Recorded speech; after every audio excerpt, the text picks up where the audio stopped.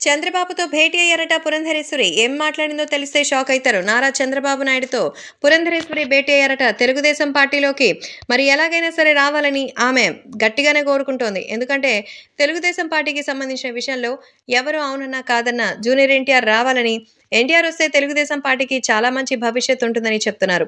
కాబట్టి తెలుగుదేశం పార్టీ రాబోయే రోజుల్లో మంచి అద్భుతమైనటువంటి విజయాన్ని సాధించడానికి అన్ని ప్రయత్నాలు కూడా చేయాలని అయితే చెప్తున్నట్టుగా సమాచారం. కాబట్టి సోషల్ మీడియాలో సైతం ఈ విషయం ఎంతో సెన్సేషనల్‌గా మారుతోంది. ఇక అభిమానులు కూడా ఈ నేపథ్యంలో భారీగా అయితే నిర్ణయం తీసుకోవడానికి సిద్ధంగా ఉన్నట్టుగా అయితే తెలుస్తోంది. కాబట్టి సోషల్ మీడియాలో సైతం ఈ విషయం ఎంతగానో వైరల్‌గా మారుతోంది. ఏది ఏమైనా అభిమానులు కూడా వీటికి సంబంధించిన విషయం తెలుసుకొని ఆనందం వ్యక్తం చేస్తున్నారు. సో జూనియర్ ఎన్టీఆర్ తెలుగుదేశం పార్టీకి సంబంధించిన విషయాలపై మరొక మంచి నిర్ణయం తీసుకోవాలని ఎదురు చూస్తున్నట్టుగా అయితే తెలుస్తోంది. కాబట్టి తెలుగుదేశం పార్టీలోకి ఎన్టీఆర్ వస్తే ఎలా ఉంటుందన్న విషయంపై మరి ఆమెతో భేటీ అయ్యారట.